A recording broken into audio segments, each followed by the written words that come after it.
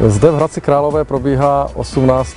silniční konference, a to v kongresovém centru Aldis. Je to 6. konference, která probíhá ve dnech 19. a 20. října. Účastníci zde určitě přednesou zajímavé otázky a příspěvky týkající se dalšího plánu výstavby dopravního, mostního a silničního stavitelství. Pojďme se na tuto konferenci podívat.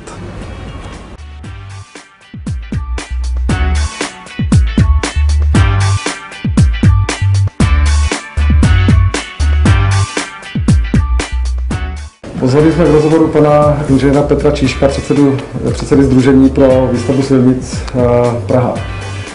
Zároveň pan inženýr Petr Čížek je jednatelem a ředitelem společnosti Světelský.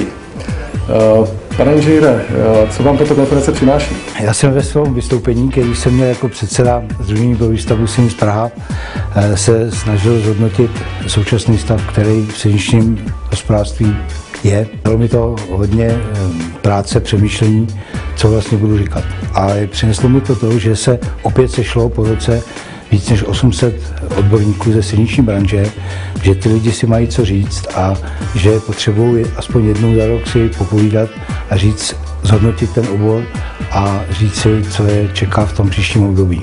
Takže já jsem v tom hledal hlavně výměru zkušeností a povídání si seznámíme. Jaký máte názor na úsporu investic v dopravním stavitelství, co se týká vlády, respektive Státního fondu dopravní infrastruktury? To je docela zajímavá otázka. Já jsem v tom vystoupení mluvil o tom, co znamená dopravní stavitelství a vůbec investice pro každý stát. A snažil jsem se zmínit to, co udělalo Německo nebo co dělá Amerika, tím, že do dopravní infrastruktury vkládá nemalou míru prostředků, což vlastně podněcuje celé hospodářství a dává tomu takový ten motor. A vzpomínal jsem, že tyto dva státy, které jsem zmínil, jsou nám často dávaný za příklad. A bohužel ale v této oblasti se naše vláda těmi vzorovými státy neřídí. Mě to mrzí, protože úspory, myslím, není to pravé ořechové a já jsem řekl v mém vystoupení, že mám strach, jestli nejsme na sestupné spirále. Jestli tedy to, že budeme šetřit, nebude znamenat další úspory a další šetření, až pak se dostaneme a to se nebojím říct, do bezvýchodné situace. Zaznělo něco na této konferenci, něco pozitivního do příštích let?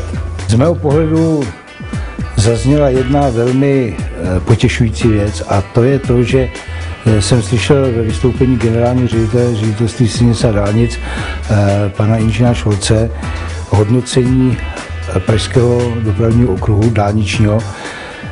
Vysoce si této stavby cenil a v podstatě se snažil smazat to, co média této stavbě jako nálepku dala. To znamená to, že se teď říká, je to stavba předražená, já nevím, nedokonalá, jsou tam nějaké špatné svary a podobně.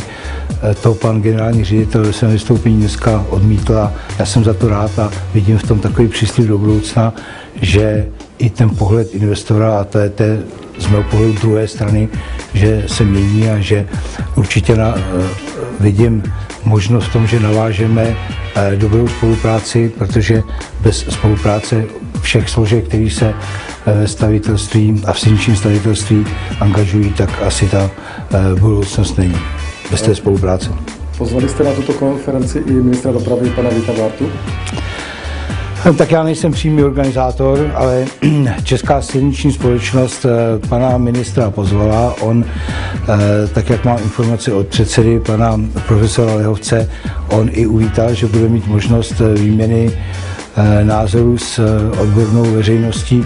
Bohužel jeho pracovní možnosti mu tu účast neumožnily. Byla nám přečtena jeho zdravice, v které je také konstatováno, že se těší na diskuzi a dialog. Já musím říct z mé strany, že my jsme ho, teď mluvím jako předseda Sdružení pro výstavbu silnic Praha, několikrát vyzvali dopisem, dávali jsme mu i podněty k jednání, zatím se asi v jeho časovém programu nenašel pro nás prostor. Pane inženýre, snad příští léta budou lepší než loňský rok a letošní rok 2010. A chtěl jsem vám poděkovat za spolupráci s naší redakcí a ať se daří a ať se vám konference vydaří. Děkuji moc krát, ale musím říct, že Příští rok bude ještě horší než je rok 2010, takže teprve potom možná někdy v roce 2012 si myslím, že můžeme čekat zase, že se o to začneme odrážet. Takže děkujeme. Já děkuji taky. Děkujeme. Pro Tyžista, Jiří Zahradnický a Jaroslav Pospíšil.